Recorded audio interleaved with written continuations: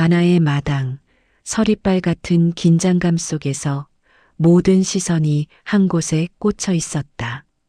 한쪽에는 비단옷을 차려입은 대주마님이 서늘한 미소를 머금고 서 있고 그 맞은편에는 남루한 옷차림의 옥분이 핏기 하나 없는 얼굴로 서 있었다. 그녀의 손에는 방금 가마에서 꺼내온 백자 화병 하나가 들려 있었다. 대주마님의 수하들이 옥분의 가마로 향하는 길목을 막아서고 장작더미에 물을 끼얹으며 마지막 발악을 하고 있었다. 옥분은 그 모든 것을 등진 채 오직 눈앞의 화병과 자신을 심판하려는 사또에게만 집중했다. 사또의 명에 따라 한 의원이 약초 꾸러미를 들고 다가왔다. 그가 약초에 불을 붙여 향을 피우자 대주마님의 탁자 위에 놓여 있던 화려한 백자 화병 표면에 실금이 가기 시작했다. 거미줄처럼 번지던 균열은 이내쩍 하는 소리와 함께 화병을 무너뜨려 한 줌 가루로 만들어 버렸다. 장내가 술렁였다.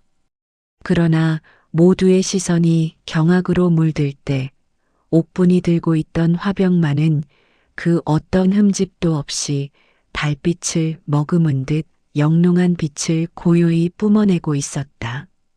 대주마님의 얼굴에서 처음으로 미소가 사라졌다.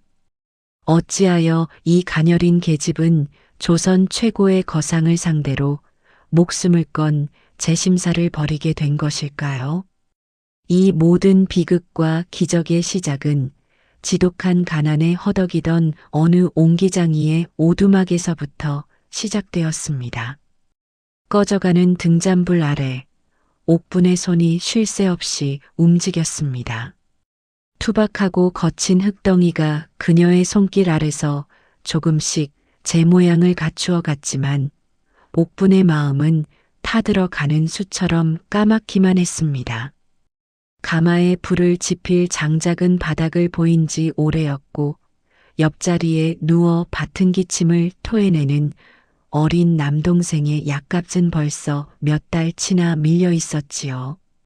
그녀가 빚어낸 질그릇들은 장터에 내다 팔아도 동생의 약값은커녕 그날 먹을 끼니를 대기에도 벅찼습니다. 손톱 밑에는 늘 시커먼 흙물이 들어 빠질 줄을 몰랐고 여인의 것이라기엔 너무나 거칠고 군데군데 갈라진 손은 그녀가 살아온 시간을 고스란히 보여주는 듯 했습니다. 그날 밤도 마찬가지였습니다. 옥분은 마지막 남은 흙으로 가장 정성을 다해 항아리 하나를 빚고 있었습니다. 하지만 마음이 급해서였을까요? 거의 완성되어 가던 항아리의 아가리가 툭 하고 부러져 버렸습니다. 와르르 무너져 내리는 흙더미를 보며 옥분은 결국 참았던 울음을 터뜨리고 말았습니다. 무너진 것은 항아리가 아니라 그녀가 붙잡고 있던 마지막 희망의 끈이었습니다. 바닥에 주저앉아 소리 죽여 흐느끼는 옥분의 귓가로 남동생의 기침 소리가 심장을 후벼 파듯 날카롭게 파고들었습니다. 더 이상 물러설 곳이 없었습니다. 이대로라면 굶어 죽거나 병들어 죽거나 둘 중 하나였습니다. 그 순간 옥분은 자신의 초라한 작업대 구석에 고이 모셔둔 작은 조약돌 하나를 꺼내 들었습니다. 눈처럼 희고 매끄러운 돌이었습니다. 언젠가 강가에서 주워온 그 돌을 보며 옥분은 다짐하곤 했습니다. 언젠가 나도 이 돌멩이처럼 희고 고운 백자를 굽고 말 것이라고. 가난한 옹기장이의 딸에게는 허락되지 않을 불가능해 보이는 꿈이었습니다. 하지만 그 꿈이라도 붙잡지 않으면 당장이라도 숨이 멎을 것만 같았습니다. 다음 날 옥분은 빚다 실패한 질그릇 조각들을 자루에 담아 장터로 향했습니다.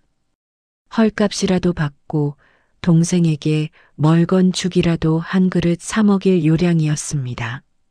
하지만 장터의 상인들은 그녀의 질그릇 조각들을 거들떠보지도 않았습니다.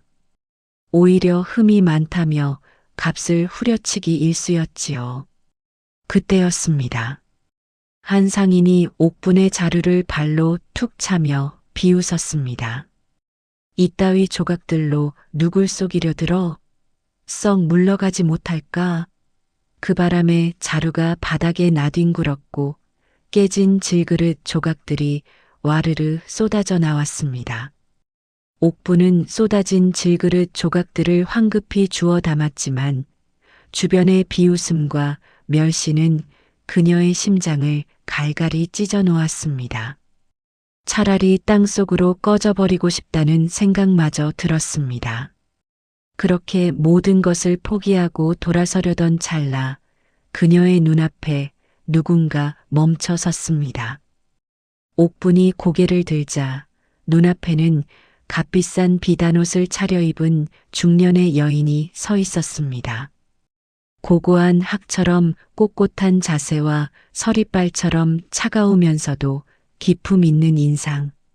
그녀는 이 고을에서 가장 큰 자기 공방을 운영하는 대주 마님이었습니다. 대주 마님은 옥분의 남루한 행색이나 바닥에 흩어진 질그릇 조각들에는 눈길 한 번 주지 않았습니다. 그녀의 시선은 오직 질그릇 조각들을 끌어모으는 옥분의 손에 고정되어 있었습니다. 거칠고 투박했지만 흙을 빚어내는 데는 더없이 섬세하고 야무진 손. 대주마님은 잠시 옥분의 손을 지켜보더니 나지막이 입을 열었습니다. 내 손이구나. 내가 찾던 바로 그 손이야. 영문을 몰라 어리둥절해하는 옥분에게 대주마님은 파격적인 제안을 건넸습니다. 자신의 공방으로 들어와 도공으로 일해보지 않겠냐는 것이었습니다. 옹기장이의 딸이 감히 넘볼 수도 없는 조선 최고의 자기 공방에서 말입니다. 옥부는 자신의 귀를 의심했습니다. 꿈인가 생시인가 분간이 되지 않았지요. 그녀가 멍하니 서 있자 대주마님은 곁에 있던 하인을 시켜 무언가를 가져오게 했습니다. 그것은 비단으로 곱게 싼 자루 하나였습니다. 대주마님이 직접 비단볼을 풀자 그 안에서 눈처럼 희고 고운 흙이 모습을 드러냈습니다. 바로 옥분이 꿈속에서만 그리던 백토였습니다. 이것은 달빛을 머금은 흙, 월백토라 불리는 귀한 흙이다. 내게 주는 선물이니 이걸로 너의 꿈을 한번 빚어보거라. 그리고 마음이 정해지면 나를 찾아오너라. 대주마님은 그 말만 남긴 채 바람처럼 사라졌습니다. 옥부는 한동안 그 자리에 못 박힌 듯 서서 손에 들린 백토자루만 내려다보았습니다. 믿을 수 없는 일이었습니다. 며칠 전까지만 해도 절망의 구렁텅이에서 허우적대던 자신에게 기적과도 같은 기회가 찾아온 것입니다. 하지만 옥분의 마음 한구석에서는 의심의 싹이 고개를 들었습니다. 대주마님은 냉정하고 이익에 밝은 상인으로 소문이 자자한 인물이었습니다. 그런 그녀가 어째서 일면식도 없는 자신에게 이토록 파격적인 호의를 베푸는 것일까? 분명 무언가 다른 속셈이 있을 것이라 생각했습니다. 옥부는 백토자루를 품에 안고 고민에 빠졌습니다. 이것은 구원의 동아줄일까 아니면 더 깊은 나락으로 자신을 끌어내릴 덫일까? 그녀는 쉽사리 결정을 내리지 못하고 밤새 뒤척였습니다. 그러는 동안에도 옆자리에서 들려오는 동생의 기침 소리는 점점 더 거칠어지고 있었습니다. 대주마님의 제안을 받은 며칠 뒤 옥분의 남동생이 기어코 피를 토하며 쓰러지고 말았습니다. 놀란 옥분이 불이 나게 의원을 불렀지만 의원은 고개만 가로저을 뿐이었습니다. 이젠 더는 평범한 약재로는 가망이 없네. 아주 귀한 약재를 써야만 목숨을 부지할 수 있을 것이야. 의원이 말한 약값은 옥분이 평생 질그릇을 구워 팔아도 만져볼 수 없는 거금이었습니다. 눈앞이 캄캄해졌습니다. 동생의 얼굴은 백지장처럼 하얗게 질려갔고 가쁜 숨을 몰아쉬는 모습은 금방이라도 숨이 멎을 것만 같았습니다. 옥분은 차가워지는 동생의 손을 붙잡고 하염없이 눈물만 흘렸습니다. 이제 그녀에게 남은 선택지는 없었습니다. 의심이고 자존심이고 죽어가는 동생 앞에서는 아무런 소용이 없는 것들이었습니다. 옥분은 자리에서 벌떡 일어났습니다. 그리고 며칠 밤낮으로 고민하던 백토 자루를 챙겨들고 집을 나섰습니다. 그녀의 발걸음은 망설임 없이 대주마님의 공방으로 향하고 있었습니다. 거대하고 화려한 공방의 문 앞에 선 옥분은 심호흡을 한번 하고 문을 두드렸습니다. 곧 문이 열리고 옥분을 맞이한 것은 대주마님의 온화한 미소였습니다. 올 줄 알았다. 어서 들거라. 마치 모든 것을 예상했다는 듯한 마님의 태도에 옥분은 잠시 섬뜩한 기분이 들었지만 이내 고개를 저었습니다. 지금은 그런 것을 따질 때가 아니었습니다. 옥분은 대주마님 앞에 무릎을 꿇고 애원했습니다. 마님, 제 동생을 살려주십시오. 마님을 위해서라면 제 남은 평생을 바쳐 그릇을 굽겠습니다. 그녀의 처절한 모습에 대주마님은 인자한 어머니처럼 그녀를 일으켜 세웠습니다. 그리고는 즉시 하인들을 시켜 의원을 부르고 동생에게 필요한 약재를 구하도록 지시했습니다. 그뿐만이 아니었습니다. 옥분에게는 깨끗한 옷과 따뜻한 음식을 내어주고 공방에서 가장 좋은 작업 공간을 마련해 주었습니다. 벼랑 끝에 서 있던 옥분에게 대주마님은 그야말로 구세주와도 같았습니다. 눈앞에서 벌어지는 모든 상황이 꿈만 같았습니다. 옥분은 자신을 짓누르던 의심을 깨끗이 지워버렸습니다. 대주마님은 자신을 이용하려는 악인이 아니라 자신의 재능을 알아보고 구원해준 은인이라고. 그렇게 옥분은 대주마님의 손을 굳게 잡았고 스스로 화려한 세장 속으로 걸어 들어갔습니다. 그 선택이 훗날 어떤 비극을 불러올지는 꿈에도 상상하지 못한 채 말입니다. 대주마님의 공방은 옥분이 상상했던 것 이상으로 거대하고 체계적인 공간이었습니다. 수십 명의 도공들이 각자의 자리에서 흙을 빚고 유약을 바르고 가마에 불을 지피는 모습은 그 자체로 하나의 거대한 예술작품처럼 보였습니다. 처음 며칠간 옥분은 그 위용에 압도되어 제대로 손도 쓰지 못했습니다. 하지만 대주마님은 그런 옥분을 다그치지 않았습니다. 오히려 다른 도공들과는 비교도 할 수 없는 각별한 총애를 베풀었지요. 최고급 흙과 유약을 아낌없이 내어주고 공방의 비법이라 불리는 기술들까지 하나하나 직접 가르쳐 주었습니다. 옥분의 재능은 대주마님의 지원을 등에 업고 날개를 단 듯 피어났습니다. 그녀가 빚어내는 그릇들은 날이 갈수록 정교하고 아름다워졌습니다. 대주마님의 배려는 기술 전수에 그치지 않았습니다. 옥분의 동생에게는 꾸준히 귀한 약재를 보내주었고 덕분에 동생의 병세는 눈에 띄게 좋아졌습니다. 옥분에게는 계절마다 새 옷을 지어 입히고 값비싼 장신구까지 선물하며 친팔처럼 아껴주었습니다. 공방의 다른 도공들은 그런 옥분을 노골적으로 시기하고 질투했습니다. 뒤에서는 마님의 양녀라도 될 셈이냐며 수군거렸고 때로는 옥분이 만들어 놓은 그릇을 몰래 흠집내는 유치한 짓도 서슴지 않았습니다. 하지만 옥분은 그런 것들에 전혀 신경 쓰지 않았습니다. 그녀에게 중요한 것은 오직 대주마님의 기대에 부응하는 것뿐이었습니다.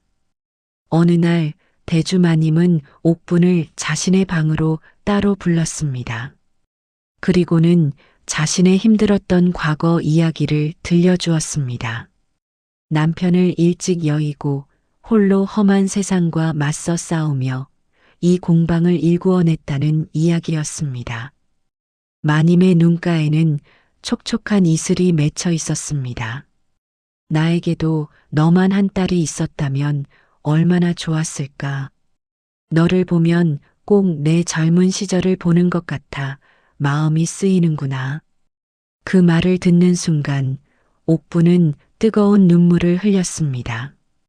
자신을 진심으로 아끼고 걱정해주는 마님의 마음에 감복한 것입니다.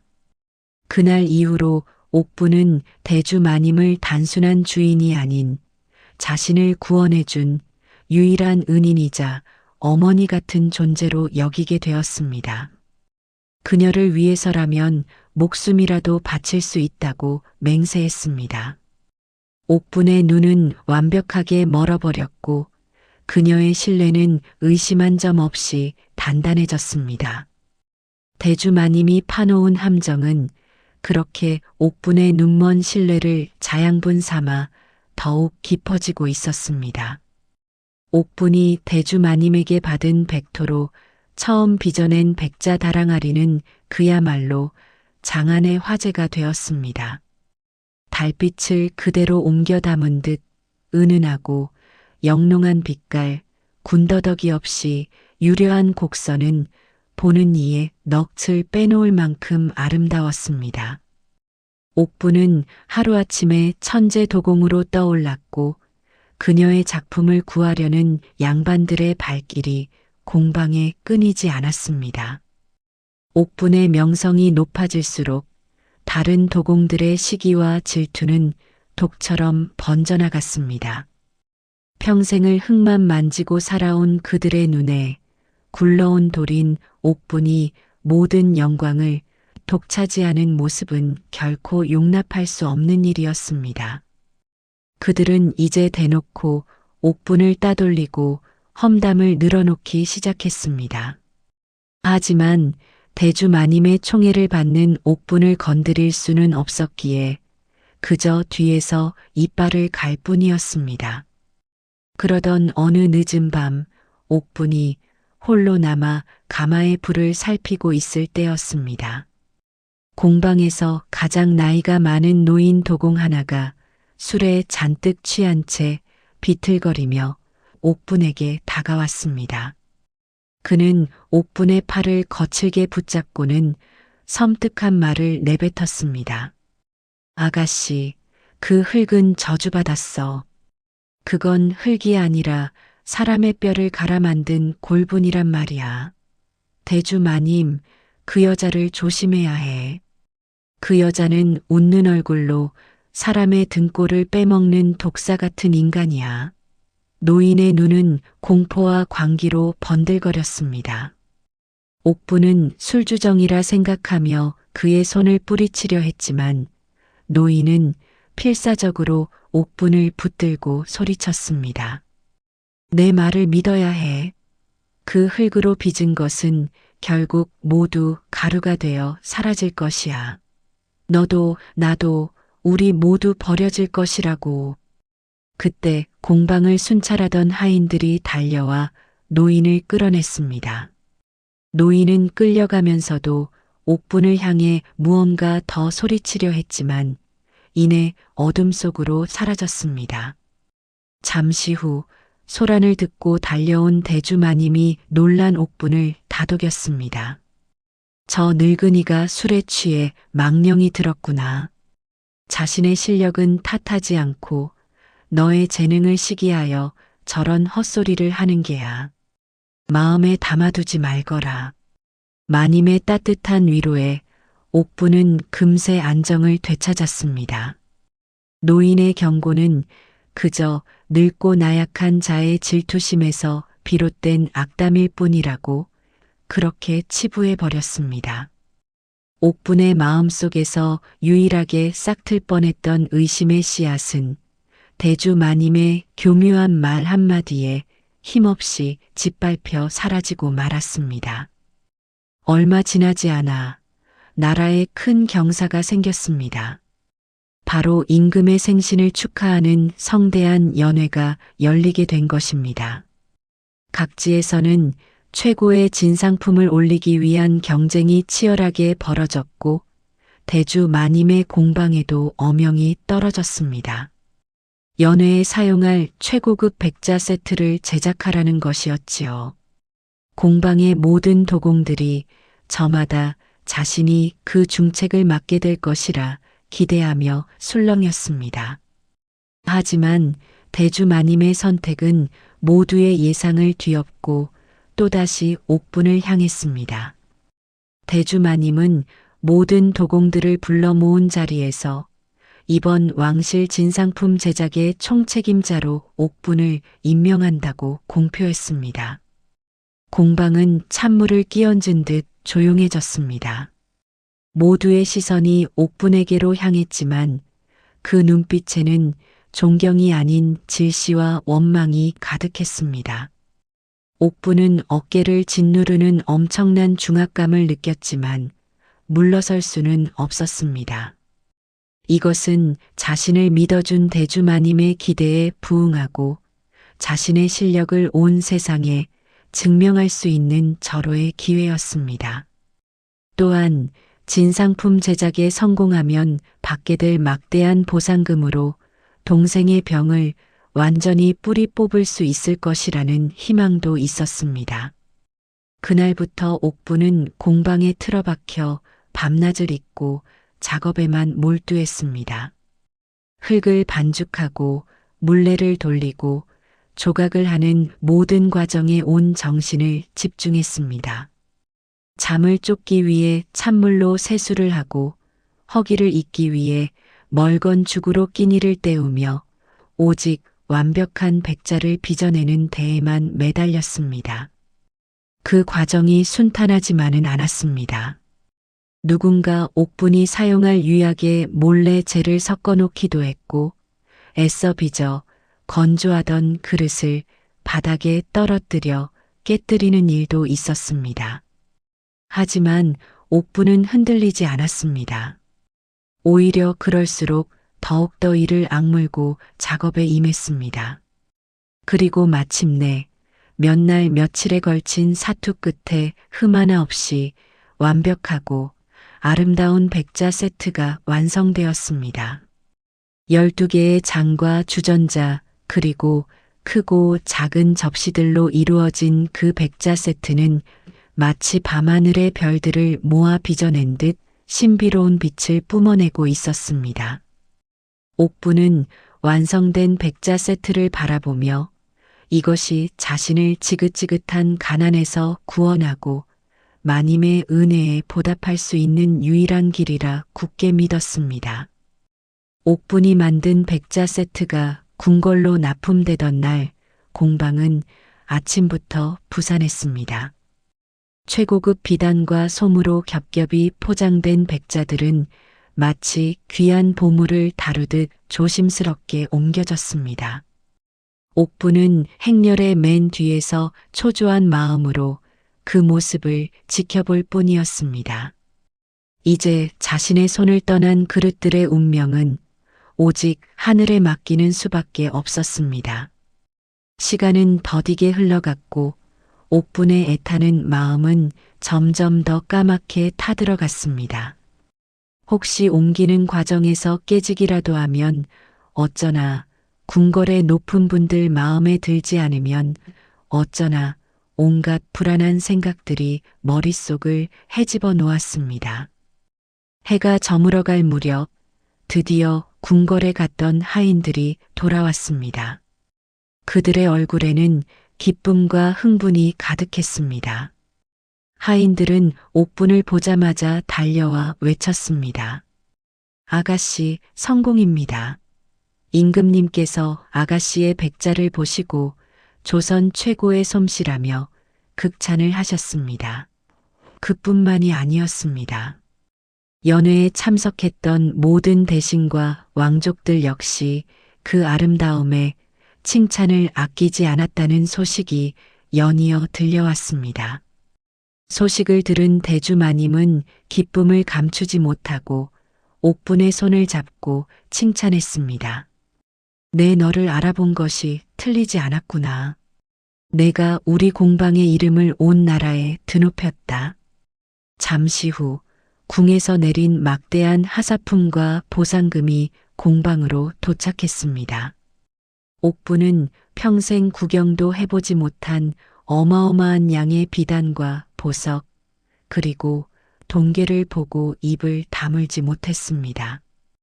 대주마님은 약속대로 보상금의 절반을 뚝 떼어 옥분에게 건넸습니다. 옥분은 자신의 눈앞에 놓인 동계를 보고도 그것이 현실이라는 것을 믿을 수가 없었습니다. 이제 이 돈이면 동생의 병을 고칠 수 있었습니다. 지긋지긋한 가난에서도 벗어날 수 있었습니다. 자신을 무시하고 멸시하던 사람들에게 보란 듯이 성공한 모습을 보여줄 수 있게 된 것입니다. 모든 서름과 고통이 한꺼번에 북받쳐 오른 옥부는 그 자리에 주저앉아 뜨거운 눈물을 흘렸습니다. 그것은 슬픔의 눈물이 아닌 기쁨과 감사함의 눈물이었습니다.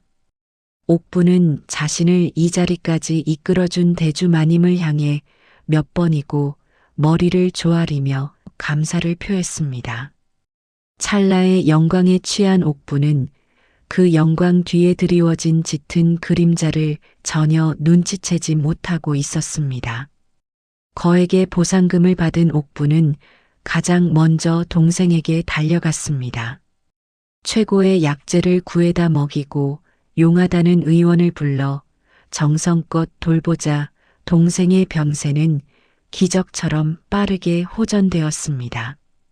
창백했던 얼굴에 혈색이 돌아왔고 밤새도록 이어지던 기침도 잦아들었습니다. 마침내 동생이 자리에서 일어나 제 발로 걷게 되던 날, 옥부는 동생을 부둥켜 안고 한참을 울었습니다. 자신의 삶을 짓누르던 가장 큰 짐을 내려놓은 기분이었습니다. 이 모든 것이 대주마님 덕분이라고 생각한 옥부는 마님을 향한 무한한 충성과 감사를 마음속 깊이 새겼습니다. 이제 자신에게 남은 삶은 오로지 마님을 위해 바쳐야 한다고 그렇게 굳게 다짐했습니다. 동생의 건강이 회복되자 옥부는 다시 공방으로 돌아와 작업에 몰두했습니다. 하지만 이제 그녀의 목표는 돈이나 명예가 아니었습니다. 오직 대주마님에게 자신의 감사한 마음을 표현하고 싶다는 생각뿐이었습니다. 옥부는 마님을 위해 세상에서 가장 아름다운 백자 화병을 만들기로 결심했습니다. 그녀는 마님이 특별히 하사했던 마지막 남은 백토를 꺼내 들었습니다. 그리고 자신의 온 마음과 영혼을 담아 흙을 빚기 시작했습니다. 며칠 밤낮으로 이어진 작업 끝에 마침내 하나의 화병이 탄생했습니다. 눈처럼 희고 맑은 바탕에 추운 겨울을 이겨내고 가장 먼저 꽃을 피우는 매화가 섬세하게 새겨진 화병이었습니다. 그것은 마치 시련을 딛고 일어선 대주마님의 인생을 상징하는 듯 보였습니다. 옥부는 완성된 화병을 비단 보자기에 소중히 싸서 대주마님에게 가져갔습니다. 그리고 마님의 발치에 엎드려 화병을 바쳤습니다. 마님, 변변치 않은 솜씨지만 마님을 향한 저의 마음을 담아 만들었습니다. 부디 받아주시옵소서. 대주마님은 화병을 받아들고 한참을 말없이 바라보았습니다. 그리고는 옥분을 향해 더없이 인자한 미소를 지어 보였습니다. 참으로 아름답구나. 내 마음이 고스란히 느껴지는 듯하다. 내 평생 이보다 더 귀한 선물은 없을 것이다. 마님은 화병을 자신의 방에서 가장 잘 보이는 곳에 놓아두겠다며 옥분을 칭찬했습니다. 옥분은 자신의 진심이 전해진 것 같아 더할 나위 없이 기뻤습니다. 그녀는 자신의 손으로 빚어낸 그 화병이 자신을 파멸로 이끌 증거물이자 은혜를 원수로 갚게 될 비극의 씨앗이 될 것이라고는 상상조차 하지 못했습니다. 평화롭던 공방의 아침을 깨뜨린 것은 다급하게 말을 몰아 달려온 한 명의 관아 사령이었습니다. 그의 얼굴은 새하얗게 질려 있었고 숨을 헐떡이며 공방 안으로 뛰어들어왔습니다. 그는 대주 마님을 찾았고 마님의 귀에 대고 무어라 속삭였습니다. 그 순간 언제나 여유롭고 기품 있던 대주 마님의 얼굴이 일순간 굳어지는 것을 옥분은 똑똑히 보았습니다. 불길한 예감이 옥분의 심장을 옥죄어 왔습니다. 잠시 후 대주 마님의 입에서 나온 말은 청천벽력과도 같았습니다. 궁에 납품했던 모든 백자들이 간밤에 흔적도 없이 가루처럼 바스러졌다고 한다. 공방의 모든 사람들이 자신의 귀를 의심했습니다. 멀쩡하던 백자가 하루아침에 가루가 되었다는 것은 도저히 믿을 수 없는 이야기였습니다. 하지만 그들의 혼란은 오래가지 않았습니다. 얼마 지나지 않아 수십 명의 관아 사령들이 쇠사슬과 창을 들고 공방으로 들이닥쳤습니다. 그들은 다짜고짜 공방의 문을 걸어 잠그고 사람들을 한 곳에 몰아넣었습니다. 공방은 순식간에 아수라장이 되었습니다. 사령들을 이끌고 온 포도대장은 쩌렁쩌렁한 목소리로 외쳤습니다. 왕실을 기만하고 불길한 물건을 진상하여 국본을 흔들려 한 죄인을 색출하러 왔다. 이 일의 책임자는 누구냐? 모든 도공들의 시선이 일제히 옥분에게로 향했습니다. 옥분은 공포에 질려 온몸을 떨었습니다. 그녀는 자신을 구해줄 유일한 사람인 대주마님을 애타게 바라보았습니다. 하지만 그녀를 마주한 대주마님의 눈빛은 그 어느 때보다 차갑고 냉정했습니다. 대주마님은 싸늘한 목소리로 포도대장에게 말했습니다. 모든 것은 저 계집이 꾸민 짓입니다. 저는 저 아이의 재능을 높이 사 기회를 주었을 뿐인데 저 아이가 불순한 흑심을 품고 이런 끔찍한 일을 저지른 것입니다. 배신감과 충격에 휩싸인 옥분이 무언가 말을 하려 했지만 대주마님은 한 발 더 나아가 옥분의 가슴에 비수를 꽂았습니다. 생각해보니 얼마 전부터 저 아이가 이상한 주술에 빠져 밤마다 무언가 알 수 없는 기도를 올리는 것을 보았습니다. 필시 사악한 주술로 왕실을 저주하려 한 것이 틀림없습니다. 그 말을 끝으로 옥분은 사기죄와 왕실 모독죄라는 끔찍한 죄명을 뒤집어 쓴 채 사령들에게 끌려갔습니다. 어머니처럼 믿고 따랐던 은인의 차가운 외면 속에서 옥분이 쌓아 올렸던 모든 세상이 산산조각 나며 무너져 내리고 있었습니다. 옥분은 관아의 차가운 옥에 갇혀 며칠 밤낮으로 모진 고문을 당했습니다. 하지만 그녀는 결코 자신의 죄를 인정하지 않았습니다. 자신이 한 짓이 아니었기 때문입니다. 증거가 불충분하자 관아는 결국 옥분을 풀어주었지만 그녀에게는 이미 왕실을 저주한 요물이라는 끔찍한 낙인이 찍혀 있었습니다. 공방에서 쫓겨난 것은 물론 고을의 어느 누구도 그녀를 받아주지 않았습니다. 옥분이 폐인이 되어 집으로 돌아왔을 때 그녀를 기다리고 있던 것은 더욱더 참혹한 현실이었습니다. 충격을 이기지 못한 남동생의 병세가 다시 악화되어 자리에 누워버린 것입니다. 옥분은 모든 것을 잃었습니다. 명예도, 재산도, 그리고 유일하게 믿었던 사람의 신뢰까지도. 절망의 구렁텅이에 빠진 옥분은 며칠 동안 식음을 전폐하고 방 안에 틀어박혀 눈물만 흘렸습니다. 그러던 어느 날 밤 옥분은 문득 제정신이 들었습니다. 이대로 무너질 수는 없었습니다. 억울하게 죽어갈 수는 없었습니다. 무엇이 잘못되었는지, 왜 그토록 완벽했던 백자들이 한 줌 가루가 되어버렸는지 반드시 자신의 손으로 밝혀내야만 했습니다. 옥분은 정신을 차리고 방안을 뒤지기 시작했습니다. 그러다 작업대 구석에 놓아두었던 작은 흙 주머니를 발견했습니다. 바로 대주마님이 처음 주었던 그리고 마지막 화병을 빚고 남은 소량의 백토였습니다. 옥분은 그 흙을 가지고 온갖 실험을 시작했습니다. 물에 풀어보기도 하고 불에 구워보기도 하고 여러 가지 재료들을 섞어보기도 했습니다. 하지만 아무런 단서도 찾을 수 없었습니다. 포기하려던 바로 그 순간 옥분의 뇌리를 스치는 기억 하나가 있었습니다.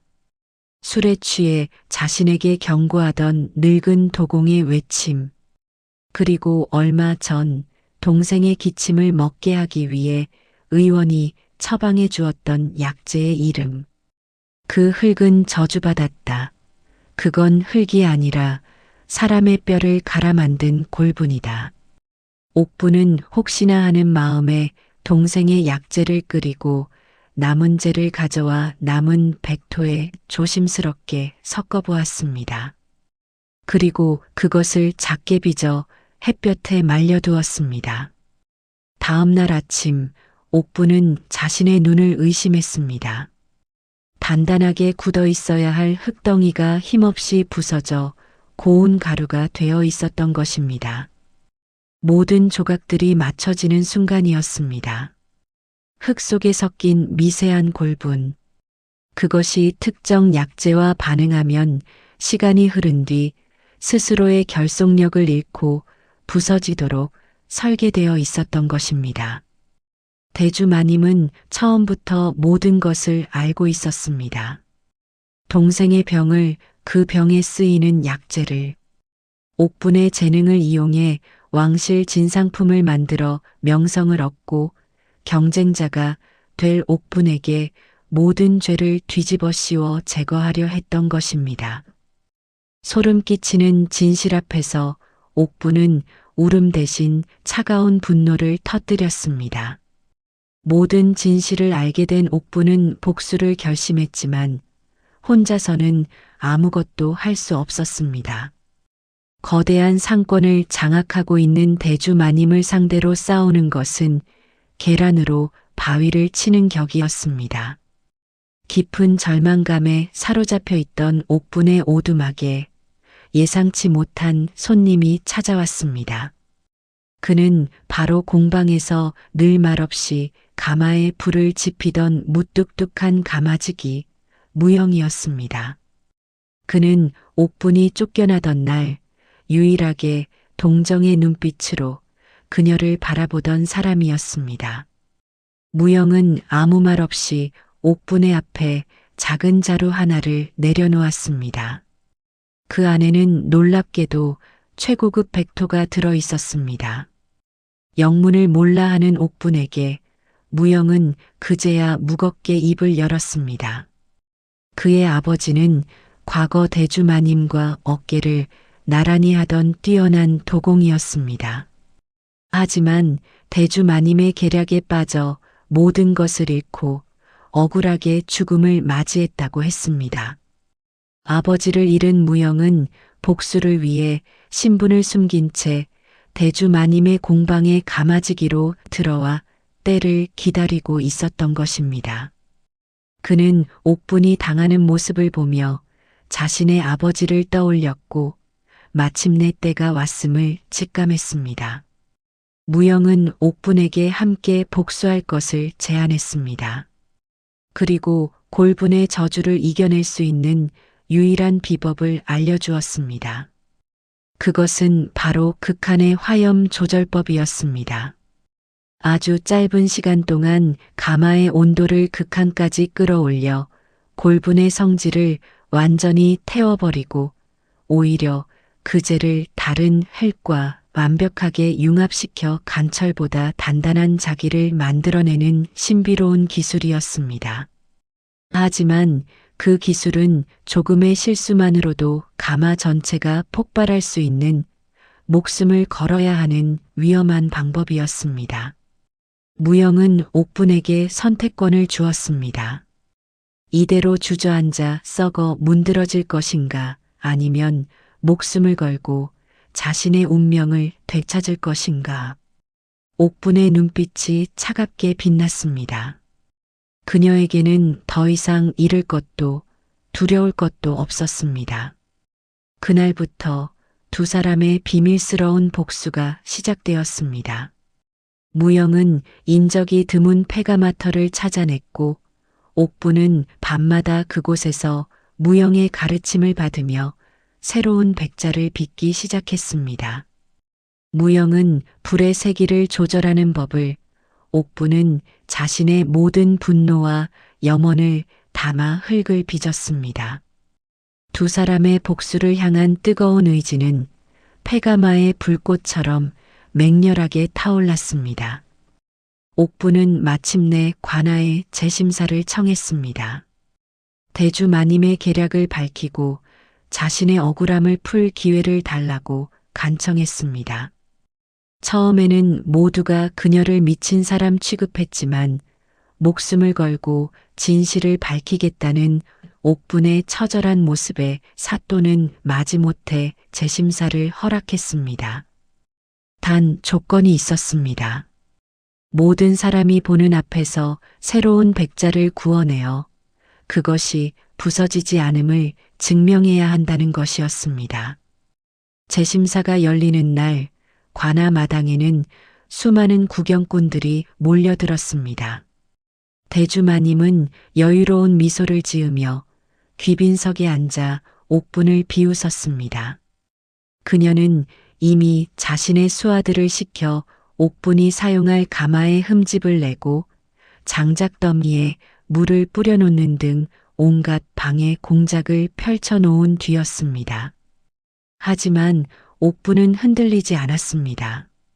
그녀의 곁에는 든든한 조력자 무영이 있었기 때문입니다. 옥분이 혼신의 힘을 다해 빚어낸 진짜 백자가 가마 안으로 들어갔습니다. 무영이 가마에 불을 지피자 불길은 이전과는 비교도 할 수 없을 만큼 맹렬하게 타올랐습니다. 가마 전체가 금방이라도 터져버릴 듯 붉게 달아올랐고 지켜보던 사람들은 겁에 질려 뒷걸음질 쳤습니다. 대주 마님조차 불안한 기색을 감추지 못했습니다. 기나긴 시간이 흐르고 마침내 가마의 문이 열렸습니다. 그 안에서 모습을 드러낸 것은 달빛처럼 영롱하면서도 강철처럼 단단한 기운을 뿜어내는 백자 화병이었습니다. 바로 그 순간 무영이 몰래 준비해둔 약재 향로에 불을 붙였습니다. 약재가 타는 연기가 피어오르자 대주마님이 증거품으로 가져왔던 옥분이 선물한 매화 화병이 순식간에 가루가 되어 무너져 내렸습니다. 모든 진실이 밝혀지는 순간이었습니다. 옥분은 골분의 비밀과 대주마님의 모든 악행을 사람들에게 폭로했습니다. 무영 역시 자신의 아버지가 당했던 억울한 죽음을 증언했습니다. 모든 것을 잃은 대주마님은 그 자리에서 실성한 듯 발악하다 사령들에게 끌려갔습니다. 모든 누명을 벗은 옥부는 진정한 조선의 장인으로 다시 태어났습니다. 그녀는 더 이상 부와 명예를 좇지 않았습니다. 건강을 되찾은 동생과 함께 작은 공방을 차리고 자신의 진심을 담은 그릇을 빚으며 새로운 삶을 시작했습니다. 그녀가 만든 백자는 시련을 이겨낸 그녀의 삶처럼 은은하지만 그 무엇보다 단단한 빛을 영원히 잃지 않았습니다.